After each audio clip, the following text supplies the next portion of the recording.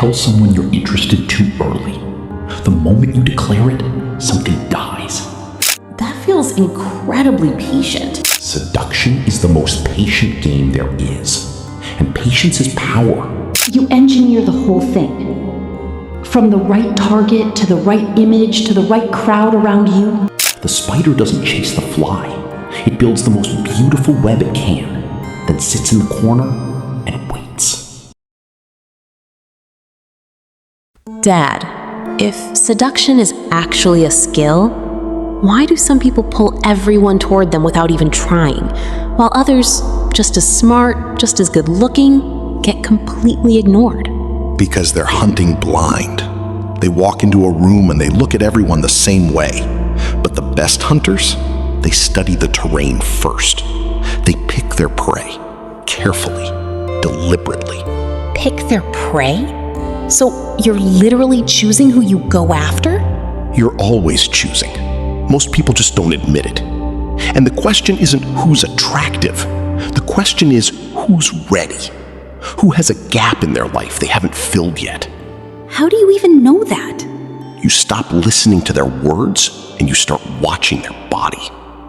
A blush when you walk in, a nervous laugh, a slight mirror of your gesture, the way they shift to match you without realizing it.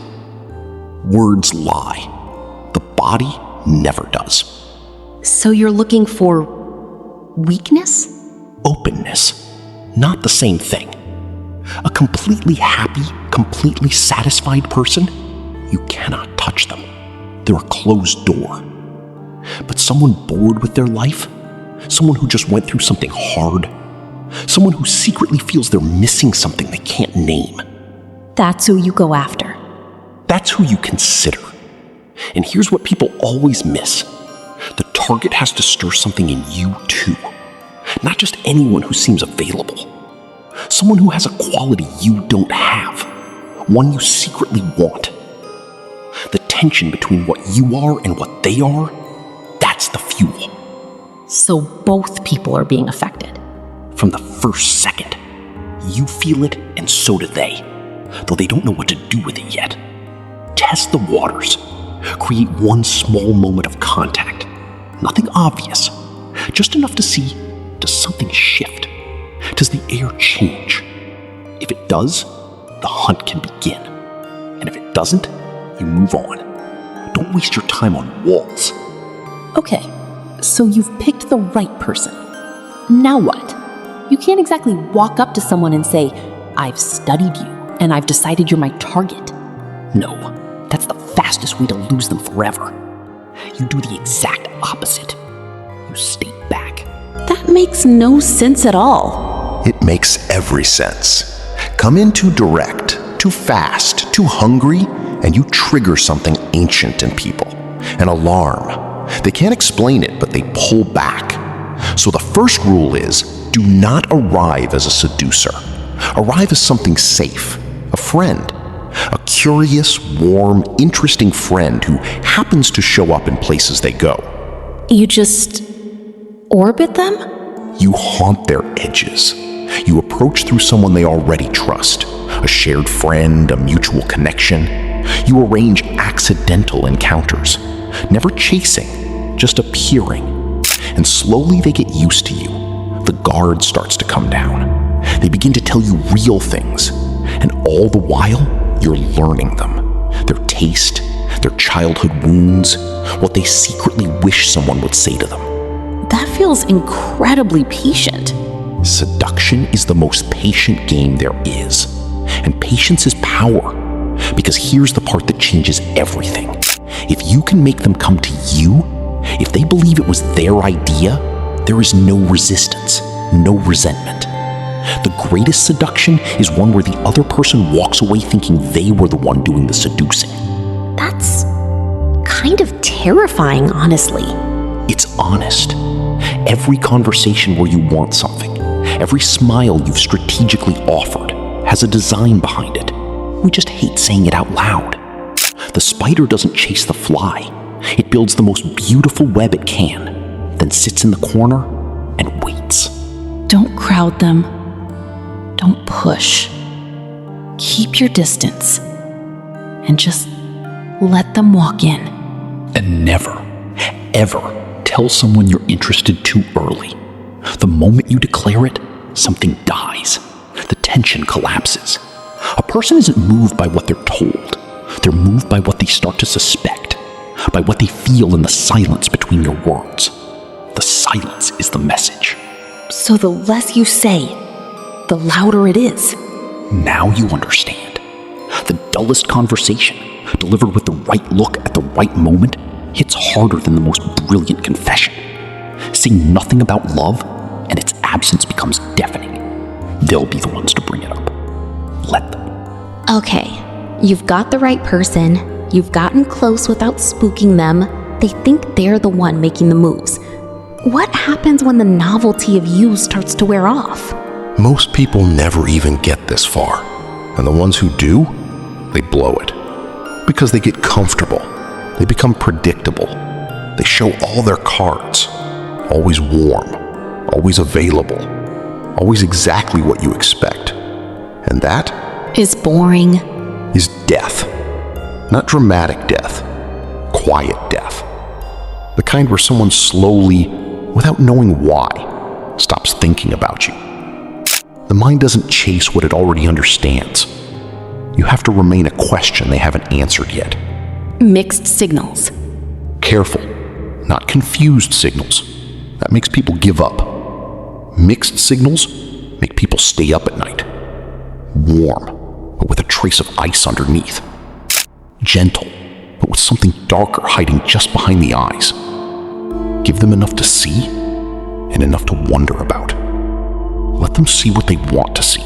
How do you actually do that? You let one quality show clearly. Your kindness, your intelligence, your humor. And then, almost without comment, you reveal a contradicting quality underneath it. Something they didn't expect. The innocent face with a dangerous thought behind it. The cold exterior with one sudden act of tenderness. The perfectly polished person with one raw, unguarded moment. Like Marilyn Monroe. Sweet voice, soft face, but something underneath that was not innocent at all. Exactly. Or Byron. Cold, ruthless reputation. And then every now and then, a flash of something tender would break through, and women lost themselves.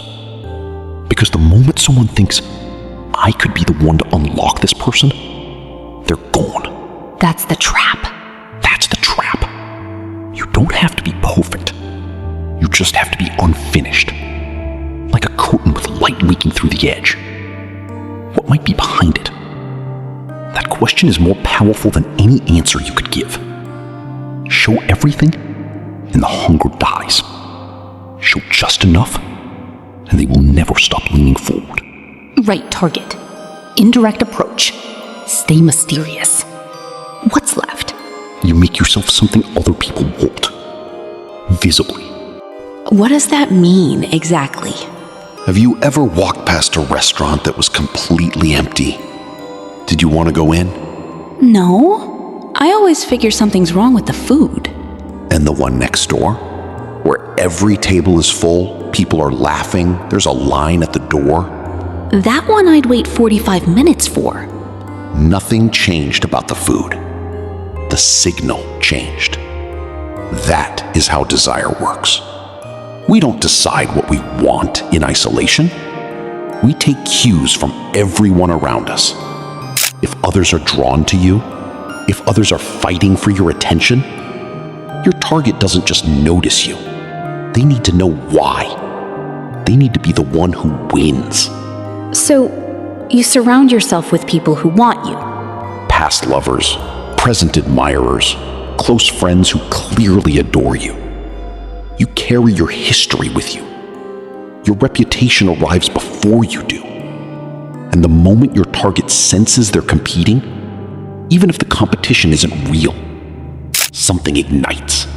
Pride, vanity, the need to win. They stop being passive. They start pursuing. That's pure vanity, though. You're exploiting vanity. I'm using the oldest human lever there is. We can handle someone being smarter than us. We can handle someone being richer. But the thought that someone else is more wanted, more desired, more chosen than we are, that is unbearable. Use that. So, you engineer the whole thing. From the right target to the right image to the right crowd around you. You prepare the conditions. Dry wood, right air, right spark. You don't throw a match at wet wood and hope. You create the need first. You become the answer to a hunger they didn't even know they had. And by the time they realize what happened, they're already on fire. What? There's one thing I haven't told you yet. What is it? Everything I just described, every single move can be done to you, has been done, maybe happening right now, by someone you haven't figured out yet. What do you mean? The friend who keeps showing up, who never pushes, who's always warm but just slightly hard to read, who seems to be admired by everyone else around them. You think it's just good energy, good chemistry. You feel like you're the one leaning in. Dad? It's not chemistry, it's architecture. And the most dangerous ones are never the obvious ones. The obvious ones you can see coming. The dangerous ones made you think it was your idea the whole time. They picked you, studied you, found your gap, and they moved so slowly you never felt it. So what do I do with all of this? You learn the game. Not to use it on everyone, but so that no one uses it on you without you seeing the web. The moment you can recognize the pattern, you can choose. Do I walk in or do I walk away? And if I've already started walking in? Then walk in with both eyes open.